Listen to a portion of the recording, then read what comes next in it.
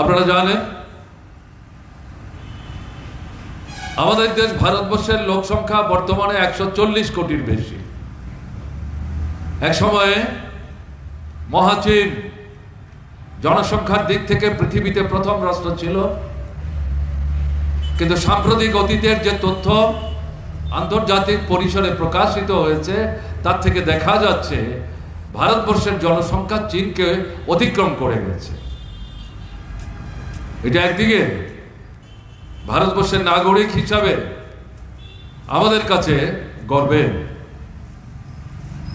এই যে জনসংখ্যা, তার মধ্যে যুবাংশের যারা 18 থেকে 35 বছর বয়সী যারা, তথ্য থেকে দেখা যাচ্ছে তারা আমাদের দেশের মোট জনসংখ্যার 100 জনের মধ্যে 66 জন, 66%। অর্থাৎ আমাদের দেশের জনগণের অর্ধেকের চাইতে বেশি এই যুব বয়সী যারা। আমি তথ্য ঘাটবার চেষ্টা করছিলাম, সারা পৃথিবীতে জনসংখ্যা এবং যুব শক্তি এই বয়সের নিরিখে হিসেব করলে পরে দেখা যাবে জনসংখ্যার দিক থেকে যেমন ভারতবর্ষ প্রথম, যুব শক্তির দিক থেকেও ভারত রাষ্ট্রের যুব শক্তিরা পৃথিবীর মধ্যে প্রথম। এরাই তো আমাদের দেশের ভবিষ্যৎ, এরা কর্মক্ষম, এটা ঘাম ঝরাতে ভয় পায় না, রক্ত জল করতে ভয় পায় না, মাটির তলার সম্পদ, মাটির উপরের সম্পদ, তাদের শ্রমশক্তিকে নিংড়ে দিয়ে এই সবগুলোকে একসাথে করে আমাদের দেশের সামগ্রিক সম্পদ তৈরির মধ্য দিয়ে দেশকে সামনের দিকে এগিয়ে নিয়ে যেতে চায় এবং এর বিনিময়ে তারাও বেঁচে করতে থাকতে চায় মানুষের মতো সম্মান নিয়ে, ডিসেন্ট লাইফ যেটাকে আমরা বলি। তো আমাদের যুবকরা কি চান? কাজ চান। কাজ কোথায়? আপনারা শুনছিলেন আমাদের ডুকলি পার্টির সম্পাদক নারায়ণ দেব আপনাদের সামনে তার সংক্ষিপ্ত ভাষণে বলতে গিয়ে উল্লেখ করেছেন, আমাকেও বলতে হচ্ছে। আজকে যিনি আমাদের দেশের প্রধানমন্ত্রী নরেন্দ্র মোদী, তিনি গুজরাটের মুখ্যমন্ত্রী ছিলেন 2-3 আমি দেখেছি দিল্লিতে প্রধানমন্ত্রীর আহ্বানে জাতীয় স্তরে জাতীয় নীতি নির্ধারণের প্রশ্নে জাতীয় জীবনের যে সমস্যাগুলো সেগুলো বুঝবার জন্যে, বিশ্লেষণ করবার জন্যে, তার থেকে উত্তরণের পথ বের করবার জন্যে যে সভা ডাকতেন, তাতে রাজ্যের মুখ্যমন্ত্রীরা উপস্থিত থাকতেন। তাতে আমি দেখতাম নরেন্দ্র মোদী বিজেপির বিভিন্ন রাজ্যের যারা মুখ্যমন্ত্রী ছিলেন তাদের সবার পক্ষে বিজেপি দলের মুখপাত্র হিসাবে তিনি সবচেয়ে বেশি কথা বলতেন। ঘন্টা বাজিয়েও তাকে থামানো যেত না। কিন্তু তিনি যে বক্তৃতা করতেন শুধু গুজরাটের সমস্যা বলতেন, ঘটনা তা না, সত্য যেটা সেটা তো আমাকে বলতে হবে। সারা দেশের বিষয়গুলিকে একসাথে এনেই কংগ্রেস সরকারকে আসামের কাঠগড়ায় দাঁড় করাবার জন্যে মানুষের জীবনের যে সমস্যাগুলো এগুলো উল্লেখ করে করে তার সমাধান সুরাহার জন্য বিজেপির দৃষ্টিভঙ্গিতে ভিন্ন প্রস্তাব উপস্থিত করতেন এবং তার মধ্যে বেকার যে সমস্যা এটা প্রাধান্য পেত। তিনি জানতেন। তাহলে সেই নরেন্দ্র মোদীকে 2014 লোকসভা নির্বাচনে আরএসএস বিজেপি তারাই বাছাই করে প্রধানমন্ত্রী তৈরি করবার লক্ষ্যে লোকসভার নির্বাচনে দাঁড় করিয়েছে। পেছনে আমাদের ধারণা ভারতবর্ষের বড় বড় পুঁজিপতি যারা, একচেটিয়া পুঁজিপতি যাদেরকে আমরা বলি, বৃহৎ পুঁজিপতি যাদের আমরা বলি, তার সাথে জাতীয় পুঁজিপতি যারা, এরা বুঝতে পারছিলেন ডক্টর মনমোহন সিং এর নেতৃত্বে কেন্দ্রের যে সরকার চলছিল, বাইরে থেকে আমরা একটা সময় পর্যন্ত সমর্থন করছিলাম, একটা সময় গিয়ে আমরা আমাদের সমর্থন প্রত্যাহার করেছিলাম কতগুলি নীতিগত কারণে, বিশেষ করে সাম্রাজ্যবাদের সাথে সমঝোতার কারণে। সেই সময়ে এরা বুঝতে পারছিলেন যে ডক্টর মনমোহন সিংয়ের নেতৃত্বে বেশি দূর আগানো যাবে না। মানুষের মধ্যে সরকারের বিরুদ্ধে ক্ষোভ বিক্ষোভ ধুমায়িত হচ্ছে, মানুষ সংঘবদ্ধ হচ্ছে। কাজেই বাঁচতে গেলে পর নেতার মুখটা পরিবর্তন করতে হবে। এই জায়গায় এদের যে ভাবনা, এদের যে পরামর্শ, এগুলোকে পাথেয় করে কংগ্রেসকে ক্ষমতাচ্যুত করবার জন্য বিজেপির পক্ষে তারা পেছন থেকে মদত দেওয়ার চেষ্টা করেছেন। তার সুবাদে নরেন্দ্র মোদী প্রতিদ্বন্দ্বিতায় অবতীর্ণ হয়েছে। তার প্রধান প্রতিশ্রুতি কি ছিল?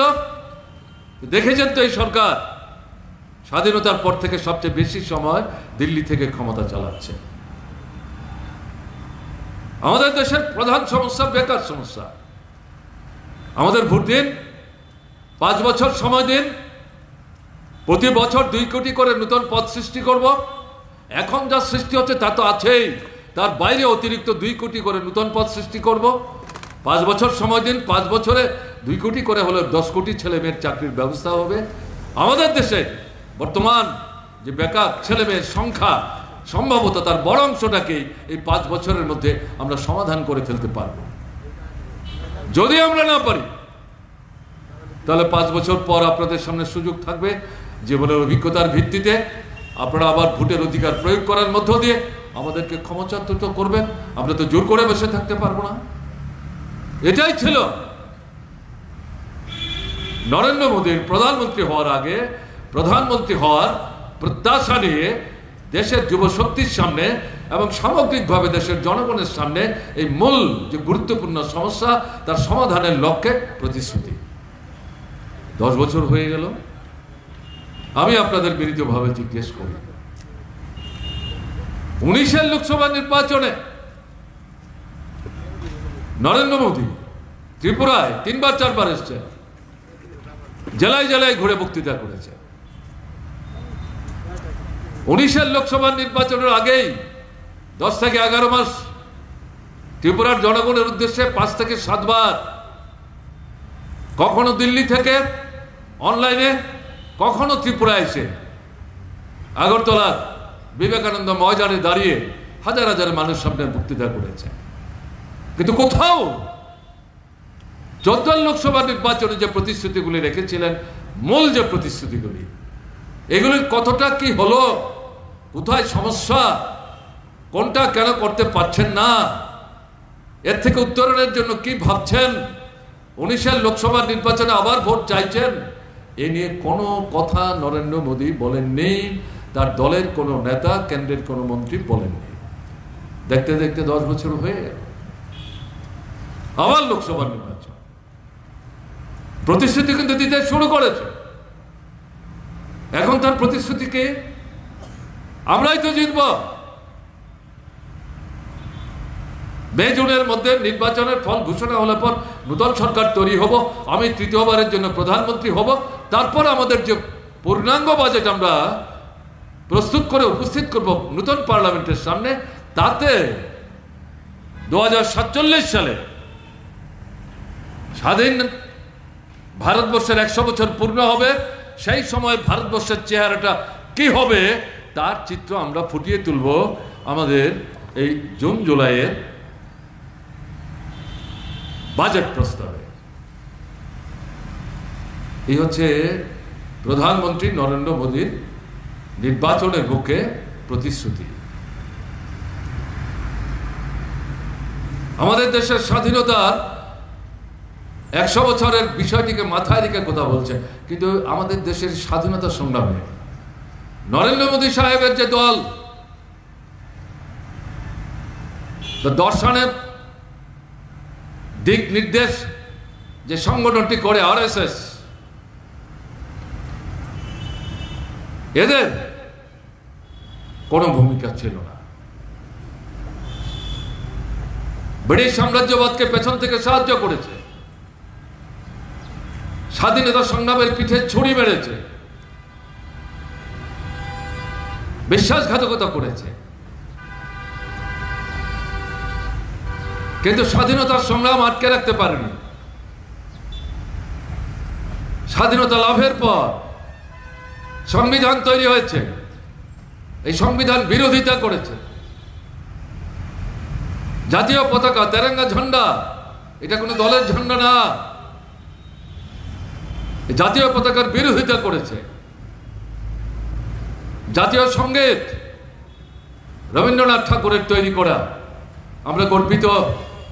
আমাদের দেশের একজন প্রথিত যশা বুদ্ধিজীবী রবীন্দ্রনাথ ঠাকুর, তার লেখা সঙ্গীত পৃথিবীর 3টা রাষ্ট্রের জাতীয় সঙ্গীত, এবং প্রথম হচ্ছে আমাদের দেশ ভারতবর্ষ, এটার বিরোধিতা করছে। এরা মনুসংহিতাকে ভিত্তি করে ভারতবর্ষের সংবিধান তৈরি করবার জন্য চাপ সৃষ্টি করছিলেন। ডক্টর বাবা সাহেব আম্বেদকরের নেতৃত্বে কনস্টিটিউয়েন্ট অ্যাসেম্বলি যেটা তৈরি হয়েছিল 163-65 জনের, তারা প্রত্যাখ্যান করেছেন, প্রশ্নই আসে না। কারণ মনুসংহিতা মানে হচ্ছে কি, মহিলা বিরোধী, তফসিলি বিরোধী, দলিত বিরোধী, মানুষ বলে মনে করে না। এরা ব্রাহ্মণ্যবাদের পৃষ্ঠপোষক এবং সমাজের ছোট্ট একটা অংশ বিত্ত বৈভবে পরিপূর্ণ সারা দেশকে পায়ের তলায় দাবিয়ে রাখবে, তাদের স্বার্থ রক্ষা করার জন্য, তাদের সেবকের জন্য এই দেশের বিরাট অংশের মানুষ কাজ করবে। এই দৃষ্টিভঙ্গি নিয়ে এরা সংবিধান তৈরি করবার চেষ্টা করেছে, প্রত্যাখ্যাত হয়েছে। এখন তখনকার জনসংঘ, আজকের ভারতীয় জনতা পার্টি, সেই দলের পক্ষ থেকে নির্বাচিত প্রধানমন্ত্রী নরেন্দ্র মোদী, তিনি বলছেন 2047 সালে 100 বছর পূর্ণ হবে। এই ভারতের চেহারাটা কি হবে? অত্যাধুনিক ভারত, পৃথিবীর মধ্যে সামনের সারিতে প্রতিষ্ঠিত অন্যতম ভারত, তার চেহারা আমরা ফুটিয়ে তুলব জুন জুলাইয়ের আমাদের যে বাজেট অধিবেশন হবে, সেই বাজেটের মধ্যে। এ হচ্ছে বক্তব্য। আপনারা যারা খবর রাখেন তারা জানেন, এই 10 বছরে আমাদের দেশে বেকারের সংখ্যা, গত 50 বছরে যে সংখ্যক বেকার আমাদের দেশে তৈরি হয়েছিল তাকে ছাপিয়ে গেছে, সমস্ত রেকর্ডকে ম্লান করে দিয়েছে। কোথায় 2 কোটি করে চাকরি, লক্ষ কোটি ছেলে মেয়ে প্রতি বছর। বিজেপি সরকার 14-এর পর থেকে ভারতবর্ষের ক্ষমতায় আসার পর তারা বেকার হচ্ছে। কল কারখানা একের পর এক বন্ধ হয়ে যাচ্ছে, কর্মরত যারা তারা কাজ হারাচ্ছে। আপনি হাত পেটা খেয়ে আপনার যে ছেলে মেয়েকে পাস করিয়ে রেখেছেন, এরা চাকরি পাবে, রোজগার করবে, আপনার যখন বয়স বাড়বে তাদের রোজগারের উপর ভিত্তি করে আপনার বৃদ্ধ যে বয়সের সময়টা, সেই সময়টা আপনি একটু ভালো থাকবার চিন্তা করেন। কিন্তু কাজ কোথায়? কর্মরতরাই কাজ হারাচ্ছেন, একটার পর একটা কারখানা বন্ধ হচ্ছে, নতুন কোনো কারখানা নাই। কিসের মেক ইন ইন্ডিয়া? ওই মেক ইন ইন্ডিয়া বলে যে স্লোগান দিয়ে পৃথিবীর বিভিন্ন রাষ্ট্রের বড় বড় পুঁজিপতিদের আকৃষ্ট করবার চেষ্টা করেছিলেন, তার একটা সিম্বল আছে। দেখবেন আমরা এখানে আন্তর্জাতিক যে শিল্প মেলা, বাণিজ্য মেলা তৈরি করবার জন্য যে বাড়িটা তৈরি করেছে, নতুন তো এরা কিছু করেনি, এগুলো তো শুধু রং পালিশ করে। তাতে এরা যখন সরকারে আসে, প্রথম যে শিল্প মেলা করে, তাদের এই যে মেক ইন ইন্ডিয়া বলে একটা সিম্বল তৈরি করেছিল, এটা বসিয়ে রেখেছে, তার ছবি এখনো পাবে। কিসের মেক ইন ইন্ডিয়া? কোথায় নতুন শিল্প? কোথায় ভারতবর্ষে পৃথিবীর অন্য কোনো রাষ্ট্র থেকে শিল্প আসছে? বড় বৈদেশিক পুঁজি আমাদের দেশের শিল্প বাণিজ্যের জন্য যারা পাঠিয়েছিলেন, এই সরকার আসার পর প্রতিনিয়ত এই টাকা তারা তুলে তুলে নিয়ে চলে যাচ্ছে। নতুন কোনো শিল্প আসছে না, বেকার সমস্যা বাড়ছে। কাজেই আপনি বিজেপি করেন না সিপিআইএম করেন, কংগ্রেস করেন না ফরওয়ার্ড ব্লক করেন, আরএসপি করেন না সিপিআই করেন, এটা বড় প্রশ্ন না। আমরা এই সংকীর্ণ দৃষ্টিভঙ্গি নিয়ে কথা বলছি না। বেকার যাদের কথা বলছি, সংখ্যা যাদের কথা বললাম, বিজেপি করেন ছেলে মেয়ে যারা, তাদেরকে বাদ দিয়ে তো না। আমরা কি বিনয়ের সাথে জিজ্ঞেস করতে পারি, বিজেপির যে বন্ধুরা আমাদের আজকের এই সভার যে মাইক, এই এলাকার একজন মাইক ব্যবসায়ী দেওয়ার কথা ছিল, তাকে হুমকি দিয়ে যে মাইকটা বাঁধতে বাধা দিলেন এবং হুমকি দিয়ে বললেন বাড়ি তো এই এলাকায়, আজকে তো মাইক দেবে, বাজবে, তারপরে তোমাকে কে রক্ষা করবে? এটা কি কথা হলো? যেই ছেলে বলছেন আমি নিশ্চিত সে বেকার, তার মাসল বিজেপি দল ভাড়াটে হিসাবে টাকার বিনিময়ে ব্যবহার করে, বিশেষ করে ভোট আসলে। ভোট শেষ হলে পর চায়ের দোকানে কাপটা ফেলে দিয়ে মানুষ যেমন এগিয়ে যান, পেছন দিকে তাকায় না, এই মাসলম্যান যারা তাদের দিকেও বিজেপি তাকায় না। এবং যে বন্ধুরা এই ভূমিকা নিলেন তারাও কিন্তু বেকার। চাকরি পেয়েছেন, কন্ট্রাক্টরি পান, দোকানপাট খুলবার জন্য লোন পান, মাথা গুঁজবার জন্য ভূমিহীন নিম্নবিত্ত পরিবারের সন্তান সন্ততি একটু জায়গা পেয়েছেন, ঘর তৈরি করবার জন্য, মাথার উপর ছাউনি দেবার জন্য ঘর পেয়েছেন। যদি পেয়ে থাকেন আপনি হতে পারেন বিজেপি। এটা আমাদের সময় থেকে আমরা শুরু করেছি, তালিকা তৈরি করে দিয়েছি। নতুন কোনো তালিকা না, এগুলো থেকে বাদ দেওয়ার চেষ্টা করেছে। আমরা প্রতিবাদ করেছি, বাদ দিতে পারিনি। 4 দফায় টাকা দেওয়ার কথা, 2 দফা দেওয়ার পর বাকি টাকা দিতে গিয়ে বলছে অর্ধেক টাকা মণ্ডলকে দিতে হবে, না হলে টাকা পাওয়া যাবে না। আপনি বিজেপি করেন, আপনাকে রেহাই দিচ্ছে, মণ্ডলের লোকরা রেহাই কিন্তু দিচ্ছে। তো আমরা যে বেকার সমস্যার কথা বলছি, আপনাকে বাদ দিয়ে বলছি না, হুঁশে ফিরবার চেষ্টা করুন। চোখ কান বন্ধ করে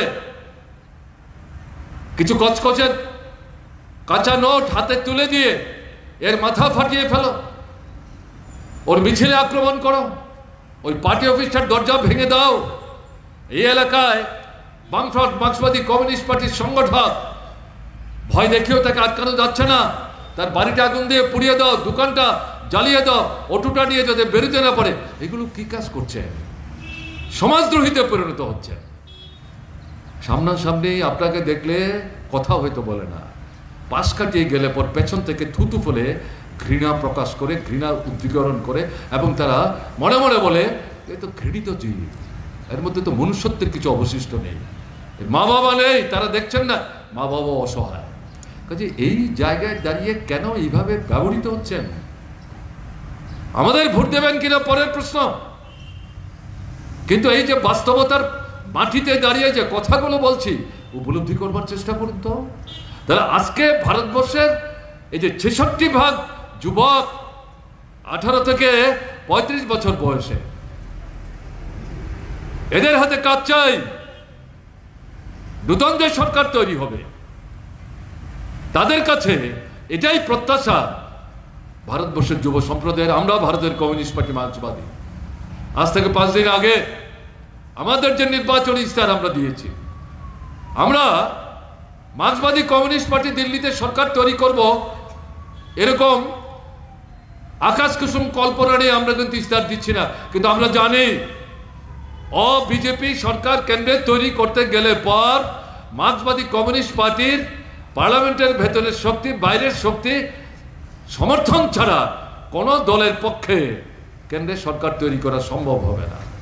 যারাই সরকার তৈরি করবে, আমরা আজকে যে নির্বাচনী ইশতেহার উপস্থিত করছি তাতে যে এই মৌলিক দাবিটা উপস্থিত করেছি, তাদেরকে কিন্তু আমরা সমর্থন করব এই মৌলিক দাবি পূরণ করার পূর্ব শর্ত আদায় করার মধ্য দিয়ে। এটা বুঝতে হবে।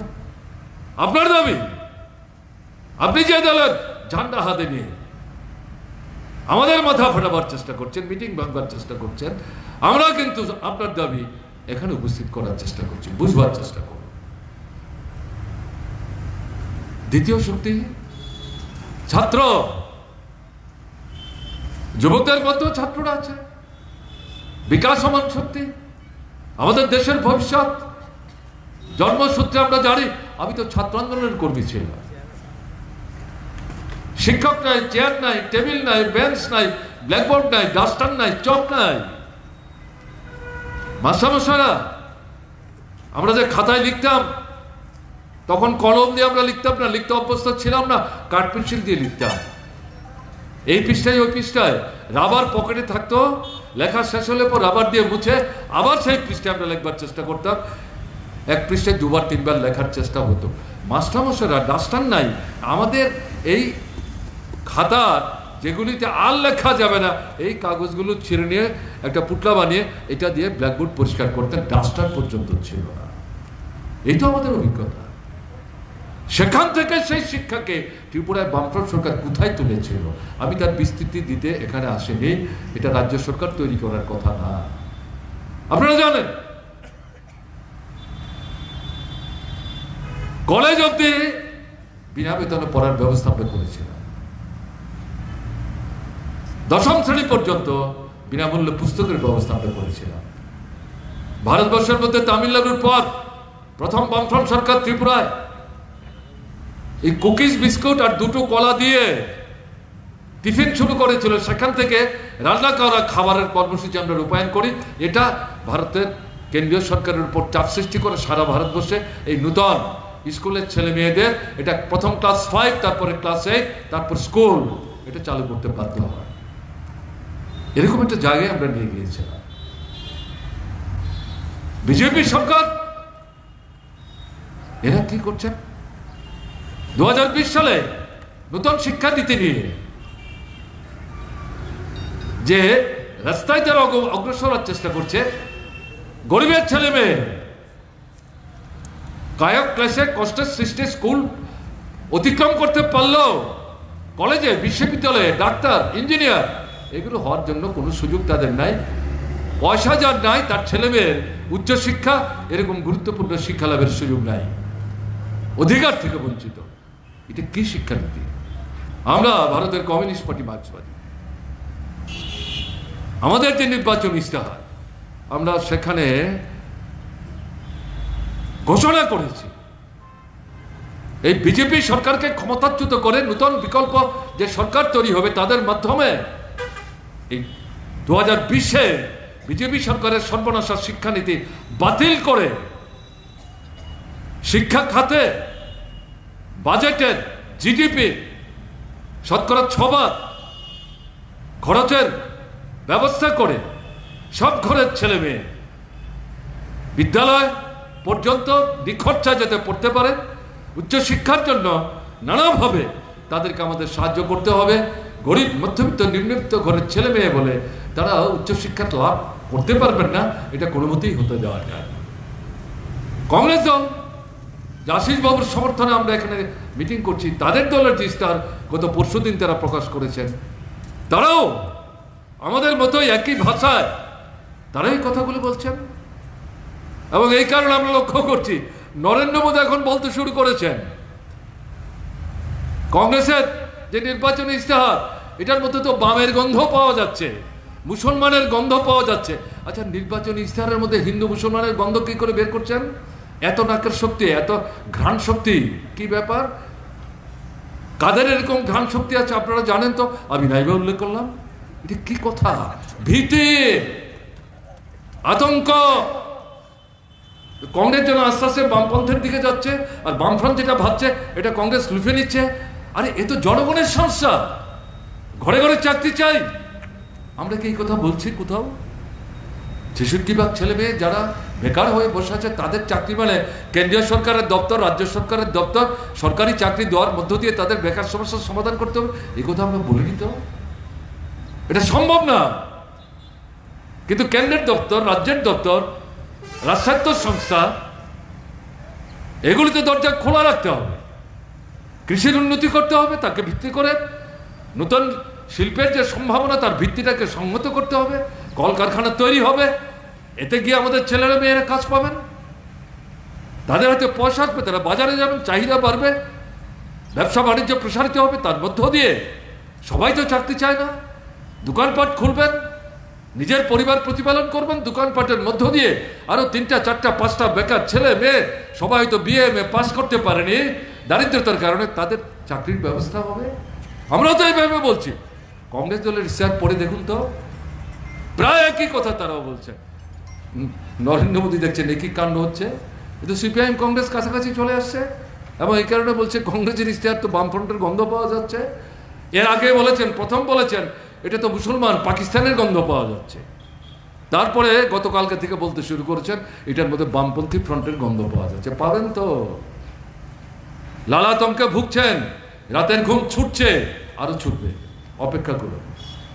তাহলে আমাদের দাবি হচ্ছে ছেলে মেয়েদের লেখার পড়ার সুযোগ চাই।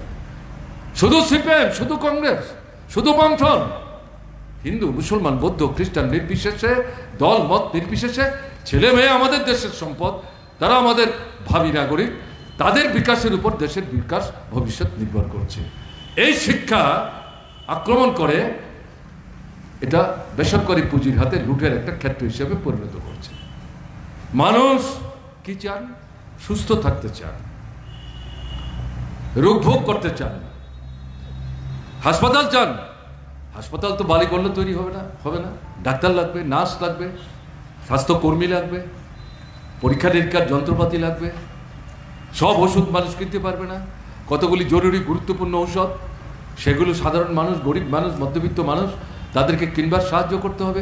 হাসপাতালে ভর্তি হবেন, যিনি ভর্তি হবেন তার ওষুধপত্র, খাবার, এগুলো সরকার থেকে দিতে হবে। কোথায় বিজেপি সরকার এই স্বাস্থ্য পরিষেবার ব্যবস্থা শিক্ষার মতো বেসরকারি পুঁজির হাতে তুলে দিচ্ছে? ওষুধের দাম প্রতিনিয়ত বাড়ছে, প্রতি বছর বাড়ছে। এই যে ব্যবসায়ীরা গোটা ভারতবর্ষের ঔষধের বাজার নিয়ন্ত্রণ করছেন, আন্তর্জাতিক বাজার ধরবার চেষ্টা করছেন, কালোবাজারি করছেন, এমনকি সময় সময় 2 নম্বরই 3 নম্বর ওষুধ তৈরি করছেন, এগুলো ধরা পড়ছে। ডাক্তারবাবুরা সতর্ক করে দিচ্ছেন, সাবধান, দেখে কিন্তু কিনবেন। আমি দেখেছি দিল্লিতে আমাদের লোকরা যখন ওষুধ কিনতে যাচ্ছে, দিল্লির ডাক্তারবাবুর প্রেসক্রিপশনের ভিত্তিতে ডাক্তারবাবু বলে দিচ্ছেন ওই এলাকার দোকান থেকে কিনবেন, সব জায়গা থেকে ওষুধ কিনবেন না। ওরা ফিরে আসার পর বলছে, দেখছেন ডাক্তারবাবু বলছে ওই এলাকার দোকান থেকে কিন্তু ওই এলাকায় যেতে না করেছেন। আমি বললাম কেন? বলছে যে এই সমস্ত এলাকার যে দোকান আছে, একটা 2 নম্বর 3 নম্বর ওষুধ আছে, এতে আসল ওষুধ নাই। দিল্লি ভারতবর্ষের রাজধানী, বুঝতে পারছেন? এই যে ইলেকশন বন্ড, এই ঔষধের ব্যবসায়ী যারা কালোবাজারে 2 নম্বর ঔষধের ব্যবসা করে মানুষের জীবন নিয়ে ছিনিমিনি খেলে শত শত হাজার হাজার কোটি টাকার ব্যবসা করছে দেশে বিদেশে, এদের কালো টাকা সাদা করার জন্য এদের উপর হুমকি দিচ্ছে, ইডিকে পাঠাচ্ছে, সিবিআইকে পাঠাচ্ছে। এরা অন্য একটা সংগঠন তৈরি করে তাদের নামে নিজেদের নামটা লুকিয়ে রাখবার জন্যে সেখানে শত শত কোটি টাকা দিচ্ছে, এবং এই টাকার বেশিরভাগটা বিজেপির তহবিলে যাচ্ছে। এটা হিসাব থেকে বেরিয়েছে। যত টাকা 19 সালের পর থেকে আপনার ইলেকশন বন্ডের মাধ্যমে স্টেট ব্যাংক অফ ইন্ডিয়াকে ভিত্তি করে জমা পড়েছে, তার 48 থেকে 52 টাকা বিজেপি তহবিলে গেছে। আর তারপরে হচ্ছে পশ্চিমবাংলার তৃণমূল কংগ্রেস, এগুলি পত্রিকায় বেরিয়েছে। আমরা সিপিআইএম, বামপন্থী ফ্রন্টের অন্য দলগুলোর কথা দায়িত্ব নিয়ে আমার পক্ষে বলা সম্ভব না, কিন্তু মার্ক্সবাদী কমিউনিস্ট পার্টির কথা বলছি। এই আইন যখন তৈরি হয় 19 সালে, আমরা পার্লামেন্টের ভেতর বিরোধিতা করেছি। কি আইন? কিন্তু কালোবাজারি, সুদখোর মহাজন, ট্যাক্স যারা ফাঁকি দেয়, দেশকে ফাঁকি দিয়ে যারা টাকা বিদেশে নিয়ে যায়, তাদের টাকা সাদা করার ব্যবস্থা। আর এই টাকা শাসক দলের হাতে যাবে, এটা দিয়ে নির্বাচনকে তারা প্রহসনে পরিণত করার চেষ্টা করছে। এটা সংবিধান বিরোধী, এটা গর্হিত কাজ, দুর্নীতি, আমাদের দেশের গণতন্ত্রকে ধ্বংস করবে। আমরাই প্রতিবাদ করেছি, সংখ্যার জুড়ে এই আইন পাশ করিয়ে নিয়েছে। আমাদের পার্টির সাধারণ সম্পাদক সীতারাম ইয়েচুরি পার্টির সিদ্ধান্ত মতে সুপ্রিম কোর্টে মামলা করেছেন। এটা কি আইন? এই আইন বাতিল করো। আজ থেকে মাস দেড়েক আগে সুপ্রিম কোর্ট সিদ্ধান্ত বলেছে এটা সংবিধান বিরোধী। এ কি শুধু সিপিআইএম এর জন্য করেছেন? দেশের গণতন্ত্র রক্ষার জন্য, দুর্নীতিমুক্ত ভারতের জন্য। কালোবাজার, সুদখোর মহাজন, দেশকে যারা ফাঁকি দিচ্ছেন, তাদের হাত থেকে ভারতবর্ষের সম্পদ রক্ষা করবার জন্য এই পদক্ষেপ কিন্তু আমরা আমাদের পার্টির তরফ থেকে নিয়েছি। তাই কথাটা বললাম প্রসঙ্গক্রমে। এখন এই জায়গায় দাঁড়িয়ে আমরা যেটা বলতে চাইছি যে আজকে এই স্বাস্থ্য নিয়ে যা চলছে, আমাদের ত্রিপুরার অভিজ্ঞতা কি? জিবি হাসপাতাল এখন কেউ যেতে চায় না। কোভিডের পর এমন একটা জায়গায় এই হাসপাতালটাকে নিয়ে যাওয়া হয়েছে। কষ্ট হয়, লড়াই করে এই হাসপাতালকে এমন একটা জায়গায় তোলা হয়েছিল, সেই কাঞ্চনপুর থেকে সাধারণ জ্বর সর্দি নিয়ে মানুষ থেকে টাকা ধার করে আগরতলায় চলে এসে জিবি হাসপাতালের বারান্দায় শুয়ে থাকছে। আমরা সরকার চালাবার সময় মাঝে মধ্যে যখন হাসপাতালে যেতাম, তারা বারান্দায় শুয়ে আছে, পাশে হাঁটু করে বসে জিজ্ঞেস করছি কোত্থেকে এসছে, কাঞ্চনপুর থেকে এসছে, আরো দূর থেকে এসছে, কেন কি অসুবিধা? বলে জ্বর সর্দি কাশি। তো আপনাদের এখানে তো হাসপাতাল আছে, কাঞ্চনপুরে তো হাসপাতাল আছে, ওখানে তো বেশ বড় হাসপাতাল তৈরি করে দিয়েছি আমরা। কোনো মহকুমা এত বড় হাসপাতাল তৈরি হয়, তাহলে এখানে আসলেন কেন? মানে জিবি হাসপাতাল, বড় হাসপাতাল, ভালো ডাক্তার পাবো। তো এখানে যে আপনি বারান্দায় শুয়ে আছেন অসুবিধা হচ্ছে না? বলে না, তা হলো জিবি হাসপাতাল। আমার সঙ্গে যে ডাক্তার বন্ধুরা, গর্বে তাদের বুক ফুলে যায় যে আমি এই হাসপাতালের ডাক্তার। এখন মানুষ জিবি হাসপাতালে যেতে চায়, এবং যে ভাষায় এই হাসপাতালটাকে চিহ্নিত করে, এটা আমার মুখ দিয়ে আসবে না, আমি বলবো না এটা কে জন্য তাই। সারা দেশে এই জিনিস চলছে। বলে মানুষ চাইছে একবেলা কম খেলো, অসুস্থ হলে পরে যাতে দ্রুত সুস্থ হতে পারে। ওষুধ কিনতে পারছি না, সরকার সাহায্য করুন। ওষুধের দাম যাতে বাড়তে না পারে তার নিয়ন্ত্রণ করুন। এটা তো সব মানুষের দাবি, এটা তো কোনো দলের দাবি না। আমরা দেখলাম আমাদের নির্বাচন ইশতেহারের এই যে দাবি, কংগ্রেসের নির্বাচন ইশতেহারের মধ্যেও এই দাবি তারা কিন্তু অন্তর্ভুক্ত করেছে। দারুণ ঘটনা।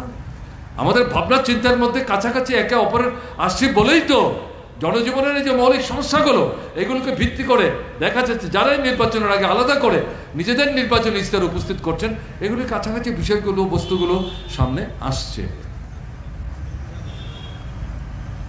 আপনার আমাদের দেশের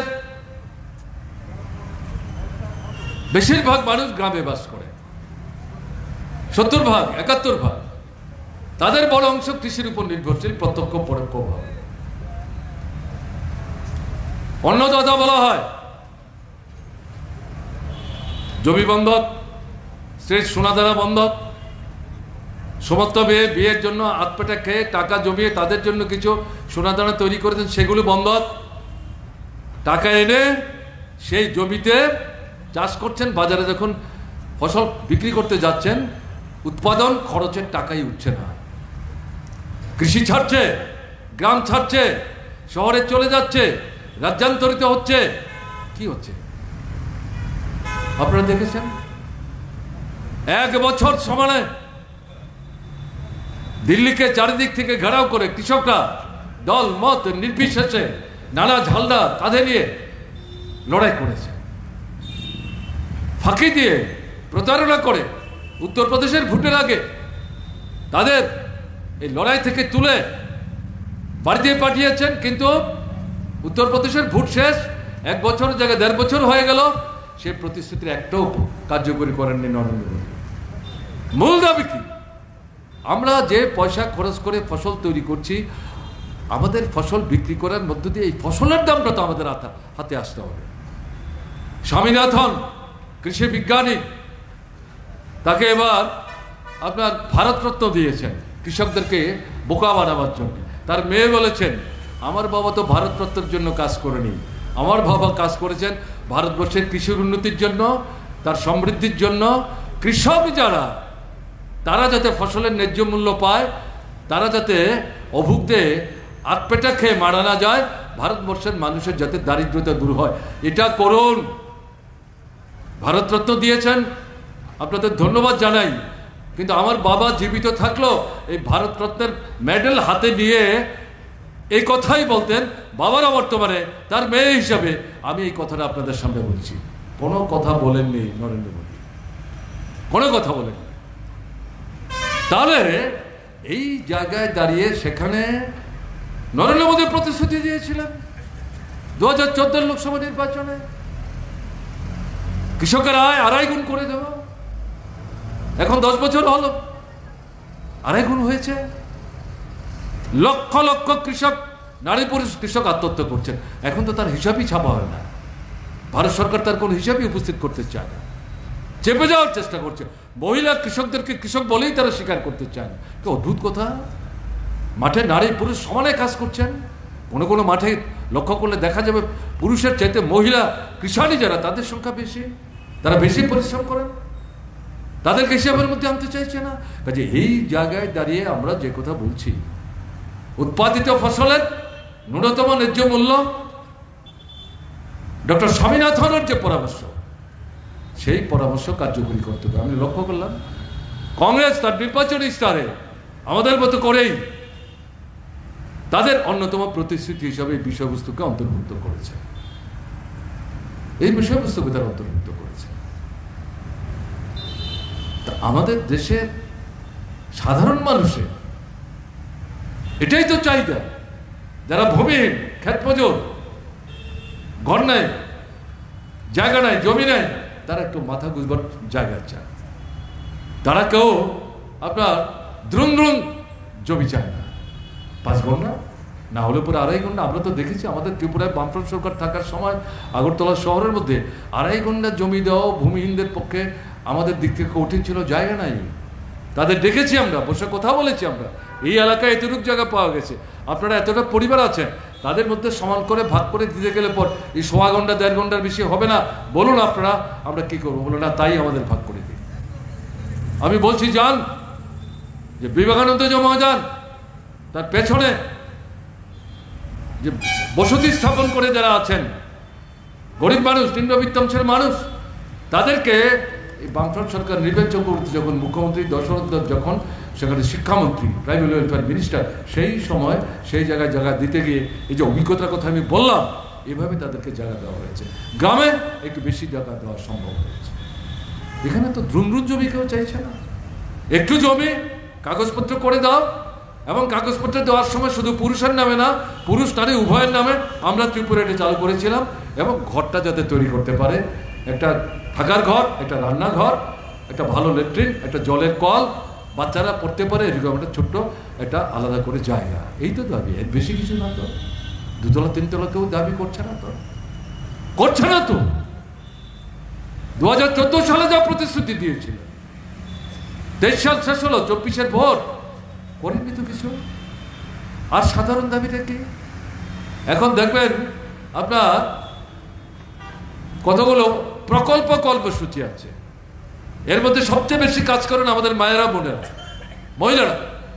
3 রকমের প্রকল্প। এই জায়গায় সারা দেশে দাবি উঠেছে, হাজার হাজার মায়েরা, বোনেরা রাজ্যে রাজ্যে তারা লড়াই করছেন। তারা যে সবাই বামপন্থী ফ্রন্টের সমর্থক ঘটনা তা না, মার্ক্সবাদী কমিউনিস্ট পার্টির সমর্থক ঘটনা তা না, তারা বিজেপির সমর্থন করেন, কংগ্রেসের সমর্থন করেন, অন্য দলের সমর্থন করেন, কিন্তু লড়াইয়ের ময়দানে একই রকমের কাপড় পরে, একই ঝান্ডা সামনে নিয়ে তাদের দাবিটা কি? ন্যূনপক্ষে 26,000 টাকা মাসিক আমাদের বেতন দিতে হবে। আমরা এটাকে সমর্থন করি, আমাদের নির্বাচনী ইশতেহারে আমরা রেখেছি। নতুন সরকার তৈরি হলে পর যারাই সরকার তৈরি করবেন তাদের উপর আমরা চাপ সৃষ্টি করবো এই দাবি বাস্তবায়িত করার জন্য। কংগ্রেস তার নির্বাচনী ইশতেহারে আমি পড়ছিলাম, তারা ওই দাবি অন্তর্ভুক্ত করেছে। দারুণ ঘটনা।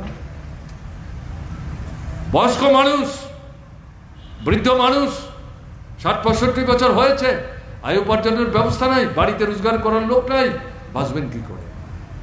আমরাই ত্রিপুরায় প্রথম শুরু করেছিলাম। নৃপেন চক্রবর্তী, দশরথ দেব, বীরেন দত্তের নেতৃত্বে যখন বামফ্রন্ট সরকার প্রথম তৈরি হয়, 50 টাকা দিয়ে বয়স্ক ভাতা শুরু হয়েছিল।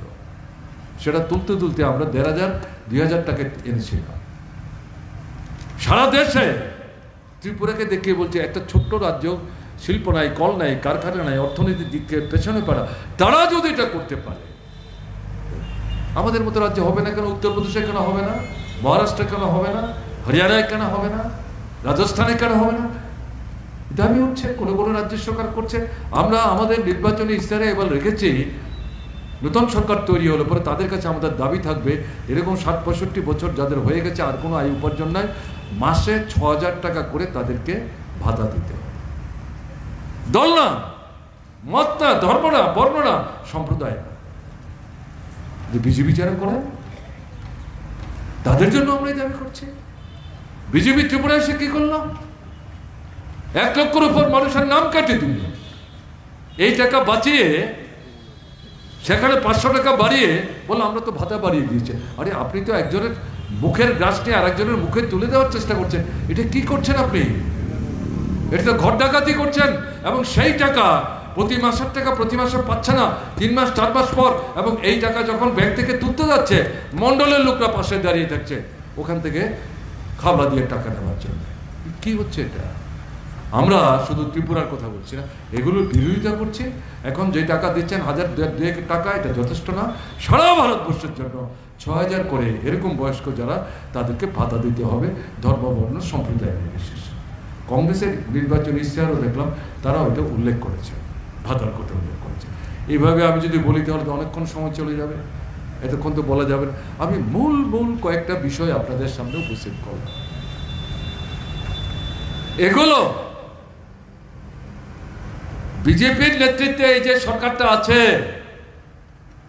10 বছর অতিক্রম করে 24-এর নির্বাচনের মধ্য দিয়ে এরা যদি আবার সরকারে আসে, আপনি বিশ্বাস করেন?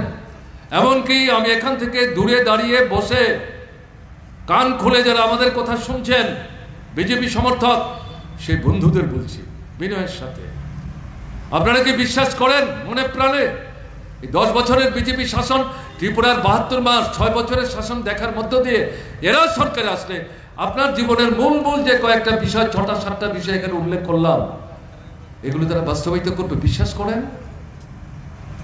আমি বুকে হাত দিয়ে বলছি, আপনাদের বড় অংশ বিজেপি করলেও বিশ্বাস করেন না যে বিজেপি আবার সরকারে আসলে এই জিনিসগুলি বাস্তবায়িত করবে। আপনাদেরও দৃষ্টি আকর্ষণ করছি, সাধারণ মানুষের দৃষ্টি আকর্ষণ করছি। এই কারণেই স্লোগানটা কি? স্লোগান হচ্ছে জনবিরোধী সরকার, রাষ্ট্রবিরোধী সরকার, দেশবিরোধী সরকার, এদেরকে জনগণ থেকে বিচ্ছিন্ন করো, 2024-এর লোকসভা নির্বাচনে পরাস্ত করো, একটা বিকল্প গণতান্ত্রিক ধর্মনিরপেক্ষ দৃষ্টিভঙ্গি সংজাত জনস্বার্থবাহী একটা জনদরদী সরকার কেন্দ্রে প্রতিষ্ঠিত করো, যাকে আমরা বলছি ধর্ম নিরপেক্ষ গণতান্ত্রিক সরকার। কোন একটা দলের পক্ষে এটা সম্ভব না, আমরা বুঝতে পারছি। বিজেপি বিরোধী যে রাজনৈতিক দলগুলো আছে তাদের ভোট ভাগ-বাটোয়ারা করে অল্প ভোটের ব্যবধানে বেশি আসন সংগ্রহ করে তারা দিল্লি থেকে সরকার চালাচ্ছে। এটা আটকাতে হবে।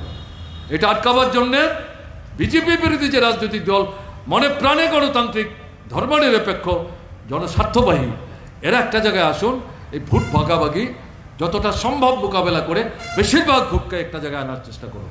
আমরা জানি ভারতবর্ষের 29-30টা রাজ্যে সব জায়গায় আমরা যেমনভাবে চাইছি একের বিরুদ্ধে এক প্রার্থী, এটা সম্ভব না। যতটা জায়গায় সম্ভব এটা করার চেষ্টা করতে হবে। আমরা লক্ষ্য করছি এই ভেতর থেকে এই যে ইন্ডিয়া ব্লক তৈরি হলো 26-27 পার্টি নিয়ে, সেদিন থেকেই প্রধানমন্ত্রীর মাথা ঘুরতে শুরু করেছে, এবং এটাকে ভেতর থেকে বাইরে থেকে কি করে ভণ্ডুল করা যায়, ভাঙা যায়, এদের মধ্যে যারা আছেন তাদেরকে বিভ্রান্ত করে বিপদগামী করা যায় তার চেষ্টা করছেন। এটা অস্বাভাবিক বলে আমি মনে করছি না, স্বাভাবিক। আমরা বিজেপিকে ক্ষমতাচ্যুত করতে চাই, নরেন্দ্র মোদী যাতে প্রধানমন্ত্রী হতে না পারেন, আমরা তো ঘোষণা দিয়ে বলছি, গোপন কিছু না। কাজে এই ভদ্রলোক তার দল আবার ক্ষমতায় টিকে থেকে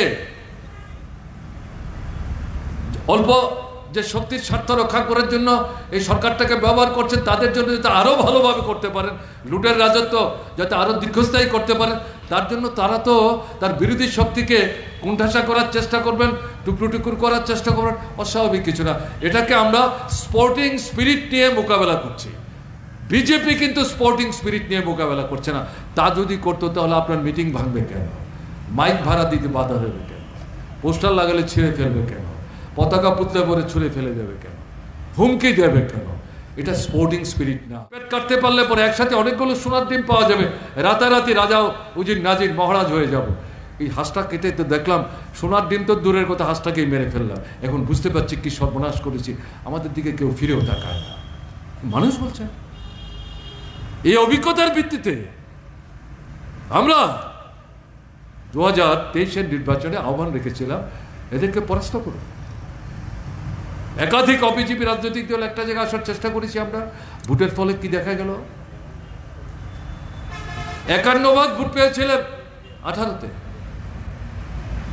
আর 23-এ 39 ভাগ পেয়েছে। 51 ভাগ ভোট যেটা 18-তে পেয়েছে, এটা আসলে সবটা বিজেপির ভোট না।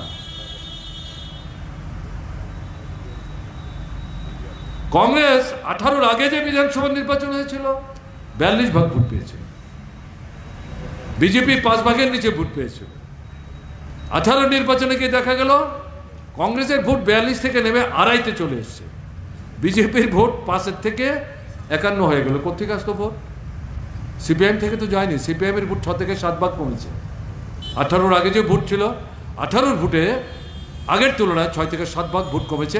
বেশিরভাগ ভোটটা আমাদের কমেছে ট্রাইবেল এলাকাতে, বিভ্রান্তি তৈরি করেছে আলাদা উপজাতি রাজ্য। আমি সেই বিশ্লেষণকে সময় নষ্ট করতে চাইছি না। ওইভাব দেশের নির্বাচনে গিয়ে কি দেখা গেল,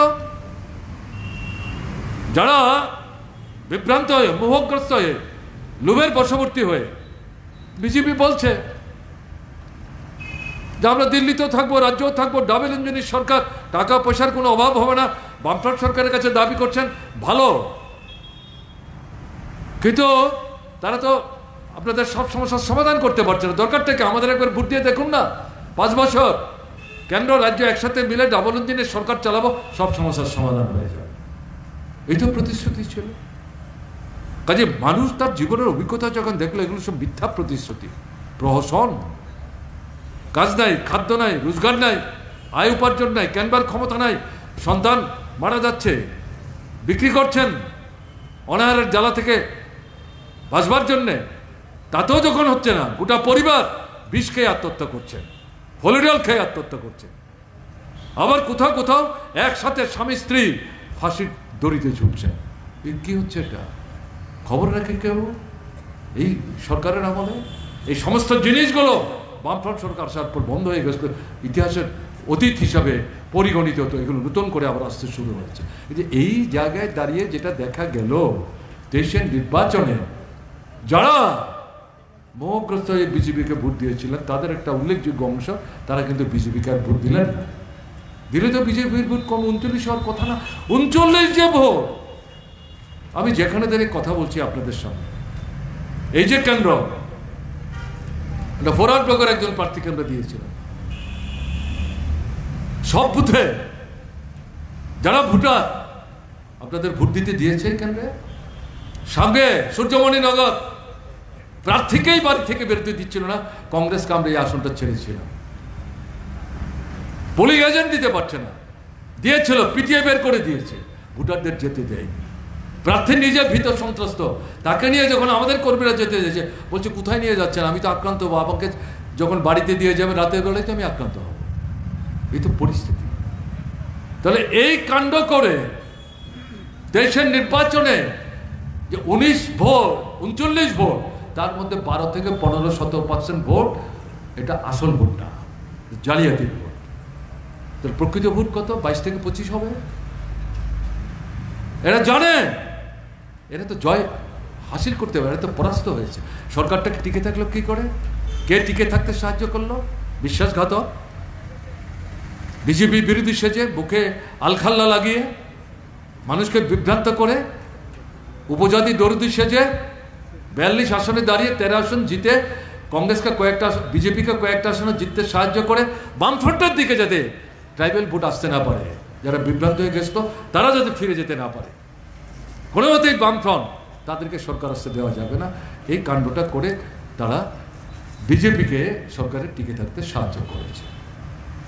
কাজেই আমি কেন এই কথাগুলি বলছি, আপনারাই করেছেন এটা, ঠিক আছে, আপনারা এই কেন্দ্রে করতে পারেননি, সূর্যমণি নগর কেন্দ্রে করতে পারেননি, পাশের কেন্দ্রে করতেন তো, ওই তো বসে আছে তো আপনাদের প্রতাপগড়ের প্রার্থী, আপনাদের গ্রামেরই তো ছেলে, বিধবা মা, অন্যের বাড়িতে থালা বাসন মাজেন, বাচ্চাদের দেখেন, টিউশনি করেন, মায়ের টাকা, এই ছেলের টিউশনির টাকা সবটা মিলিয়ে কোনো মতে পাস করেছে।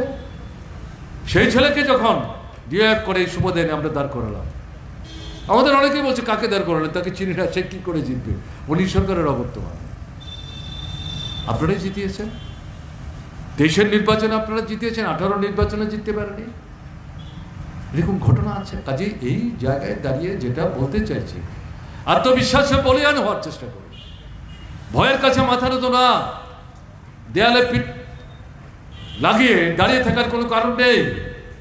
মানুষ যদি ঐক্যবদ্ধ হতে পারে, তার চেতনাকে যদি জাগ্রত করা যায়, ন্যায়ের পক্ষে অন্যায়ের বিরুদ্ধে, সত্যের পক্ষে অসত্যের বিরুদ্ধে, তাহলে পরে অনেক কঠিন কাজকে সহজ করা সম্ভব, অসম্ভবকে সম্ভব করা সম্ভব। এটা 19 লোকসভা নির্বাচনের পর ওই পুলওয়ামার কথা বলছিলেন আমাদের সেক্রেটারি, পুলওয়ামা না হলে 19 ভোটে হেরে যেতেন, কোনো মতে রক্ষা করেছেন সরকার। কিন্তু তারপরে যত বিধানসভার ভোট হয়েছে, লোকসভা বিধানসভার উপনির্বাচন হয়েছে, নগরের নির্বাচন হয়েছে, অধিকাংশ ক্ষেত্রে বিজেপি পরাজিত হয়েছে। সরকারে ছিল, হাতছাড়া হয়েছে, বিরোধী দলে ছিল, আসন কমেছে। কি করে না জিতেও সরকার তৈরি করছে? ওই যে বললাম, ইলেকশন বন্ড, কালো টাকা, সুদখোর মহাজনদের টাকা, ট্যাক্স ফাঁকি দেয় যারা, তাদের টাকা, বড় বড় পুঁজিপতি, এই টাকা দিয়ে আপনার বিধায়ক এমপিদের কেনা বেচা করে বাজারের লাখ উমরের মতো এইভাবে তারা সেখানে গণতন্ত্রটা নিয়ে ছেলে খেলা করবার চেষ্টা করছে। আসলে গণভিত্তি জনগণের মধ্যে এদের কমছে, এটা বুঝতে পারছেন। এবং এই জায়গায় সবচেয়ে বড় ভয় হচ্ছে তাদের, এই যে এবার 22টা 23টা 25টা 26টা 27টা রাজনৈতিক দল একটা জায়গায় আসলো, এই ঐক্য তো সাধারণ ঐক্য না, এই জীবনের তিক্ত অভিজ্ঞতার ভিত্তিতে। ওই যে এবার তো সরকারের টিকে থাকা, ফিরে আসা অত সহজ হবে না। কাজেই তারা একের পর এক ষড়যন্ত্র করবে, বিভ্রান্তি তৈরি করার চেষ্টা করবে, ভয়ভীতি সৃষ্টি করবে, সন্ত্রাস তৈরি করবার চেষ্টা করবে। নিজেরা সন্ত্রস্ত বলে বিরোধী যারা, তাদেরকে সন্ত্রস্ত করে ভোটের বাক্সে যাওয়ার ক্ষেত্রে বাধা দিয়ে নিজেদের ভঙ্গুর যে অস্তিত্ব, এটাকে টিকিয়ে রাখবার জন্য তারা চিন্তা করছে, ভাবনা করছে। কাজে এই জায়গায় দাঁড়িয়ে আপনাদের কাছে যেটা আবেদন থাকে, ঘুরে দাঁড়ান। সারা দেশে আওয়াজ উঠেছে এবং এটা ঠুনকো আওয়াজ না, এটা ঠুনকো আওয়াজ না, মানুষের জীবনের অভিজ্ঞতার ভিত্তিতেই বিভিন্ন পার্টির রাজনৈতিক নেতৃত্ব যারা এই স্লোগান ঠিক করেছেন, এ তো তাদের যে র্যাঙ্ক এন্ড ফাইল সমর্থক, তাদের যে ভাবনা চিন্তা, তাদের সঙ্গে আলাপ আলোচনার মধ্য দিয়ে এই যে বিষয়গুলো যখন উঠে আসছে নেতৃত্বের কাছে, তারাই তো যখন একসাথে বসে পরিকল্পনা করেন, তারাই তো এই কর্মসূচি ঠিক করেন, তারাই তো এই স্লোগান ঠিক করেন, তারাই তো আগামী দিনের চলার পথ কী হবে এটা ঠিক করেন। কাজে এ তো জনগণের ভাবনা চিন্তার প্রতিফলন। কাজে আমরা যে ত্রিপুরায় বলছি, এ তো বিচ্ছিন্নভাবে বিজেপিকে পরাস্ত করো, কেন্দ্রে একটা ধর্মনিরপেক্ষ গণতান্ত্রিক জনমুখী সরকার তৈরি করো, এটা শুধু ত্রিপুরার 40 লক্ষ 41 লক্ষ মানুষের জন্য বলছি, ঘটনা তা না, ভারতবর্ষের 140 কোটি মানুষের জন্য বলছি, যুবকদের জন্য বলছি, ছাত্রদের জন্য বলছি, মায়েদের বোনেদের জন্য বলছি, ছোট মাঝারি ব্যবসায়ীদের জন্য বলছি, উপজাতি তফসিলি ওবিসি সংখ্যালঘুর জন্য বলছি, শিক্ষক কেরানি কর্মচারী তাদের জন্য বলছি।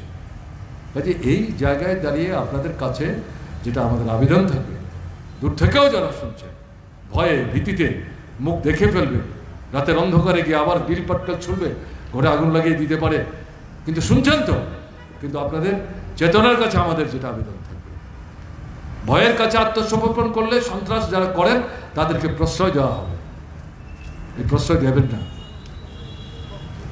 আপনি পাল্টা সন্ত্রাস করুন, এটা কিন্তু বলছি না।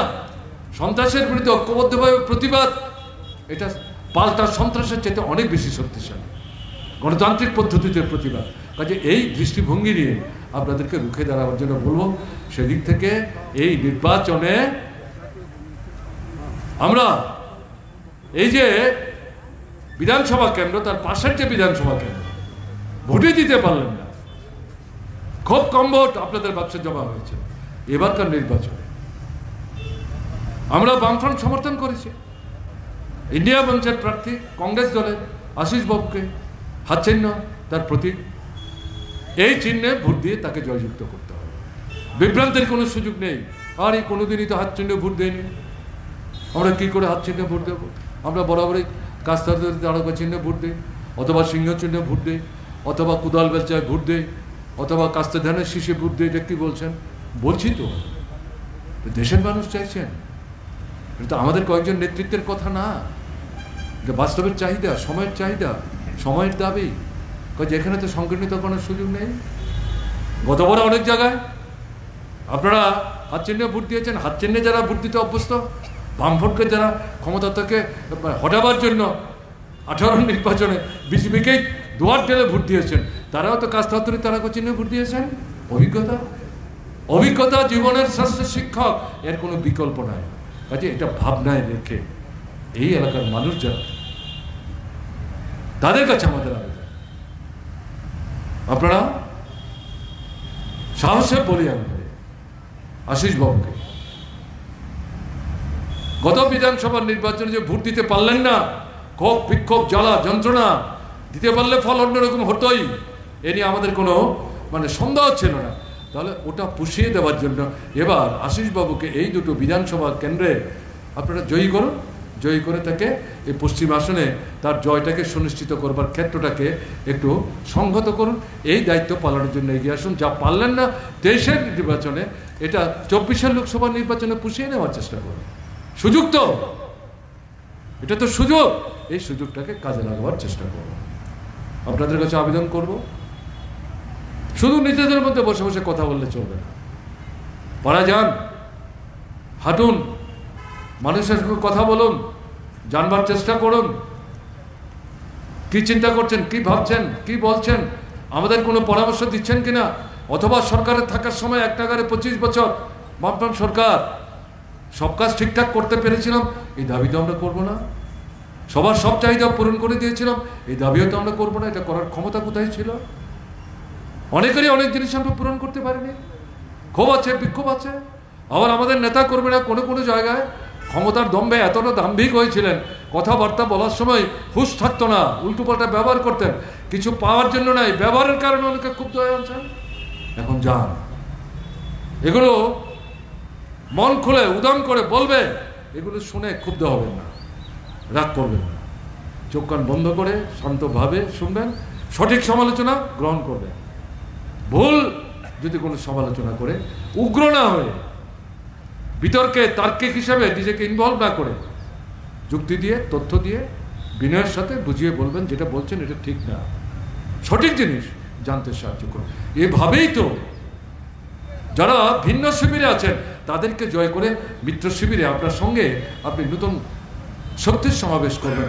এই দৃষ্টিভঙ্গি যদি না নিতে পারেন, ধৈর্য যদি না থাকে, স্থৈর্য যদি না থাকে, বিনয় যদি না থাকে, কথা শুনবার আগ্রহ যদি না থাকে, শুধু আপনিই বলবেন, যা বলবেন দিনকে রাত, রাতকে দিন, যা নরেন্দ্র মোদী বলতে অভ্যস্ত, তাহলে তো আপনার সঙ্গে নরেন্দ্র মোদীর কোনো ফারাক থাকবে না। কাজে এই দৃষ্টিভঙ্গি নিয়ে সময় আছে, আরো 10 দিন 12 দিন যান। এখন তো ভোটার স্লিপ দিতে হয় না, ইলেকশন কমিশন নাকি দেয়, কতটা দেয় না আমি জানি না, সময় আছে, যান না, সকালে যান, দুপুরে যান, দুপুরে মায়েদের বোনেদের পাবেন রান্নাবান্না করে, বাচ্চাদের খাইয়ে ঘুম পাড়িয়ে, তখন তো একটু পান টান খাচ্ছেন, কাতারা তো সেলাই করছেন, এই সময় ঢুকুন না গিয়ে। আমাদের নারী সমিতির মায়েরা বোনেরা খালি মিছিল করবেন, হ্যাঁ, ওই আপনার পুলিশ হেডকোয়ার্টার থেকে এখানে, ঠিক আছে করেছেন, ভালো করছে, শুধু এই মিছিল করলে হবে না তো, এ তো একই লোক আসছেন বারবার, নতুন লোক কোথায়? সেই নতুন লোক খুঁজে বের করার জন্য বাড়িতে যান, কথা বলুন, মা, মাসি, জেঠি, খুড়ি, কাকি, দিদি, কথা বলুন। একসময় আপনাদের সঙ্গে ছিল, মাঝখানে একটু উল্টোপাল্টা হয়েছে, একসময় আপনাদের সঙ্গে মোটেই ছিল না, কিন্তু আপনাকে দেখে এখন নিয়ে বসাচ্ছেন, আসুন বসুন, চা পান দেওয়ার চেষ্টা করছেন, এই সুযোগটা নিয়ে কথা বলবেন। ভুল ভ্রান্তিক যে নিকটটা তৈরি হয়ে আছে, এর জন্য আমরাও খানিকটা দেয়নি, সরকারের যেহেতু দীর্ঘ সময় ছিল, এর থেকে বেরিয়ে আসতো। এর মধ্য দিয়ে মিত্রশক্তি বাড়ান, আশিস বাবুর জয় নিশ্চিত করার জন্যে নতুন ভোটার আমাদের পক্ষে জমায়েত করবার চেষ্টা করুন। আমার বিশ্বাস সমস্ত প্রতিকূলতা সত্ত্বেও, ভয়ভীতি সত্ত্বেও, তারপরে হয়তো কেউ কেউ ভাবছেন আশ্রান্ত ভয়ভীতি উপেক্ষা করে, আমি তো জানি রাত্রেবেলায় আমার বাড়িতে ঢিল পড়বে, দোকানে তালা লাগাবে, তারপরেও আমি এসছি, আমি আসবো, আপনার এই সাহসকে সেলাম জানাই। আপনি একা সাহসী হলে চলবে না, অন্যদেরকেও এই সাহসে উদ্দীপিত করতে হবে। কাজে এই দৃষ্টি নিয়ে আপনারা অগ্রসর হবে এবং আশিস সাহা তার যে হাত চিহ্ন, এই চিহ্নে ভোট দিয়ে তার জয় নিশ্চিত করার ক্ষেত্রে ভূমিকা নেবেন, এই আবেদন আপনাদের কাছে রেখে আমি আমার কথা বলা শেষ করছি। অনেকক্ষণ আমি আপনাদের সামনে বললাম, আপনারা আমাকে সুযোগ দিলেন, তার জন্য আপনাদের সকলের প্রতি আন্তরিক কৃতজ্ঞতা প্রকাশ করে আমি আমার বলা শেষ করছি। আপনারা ভালো থাকবেন, আমার নমস্কার।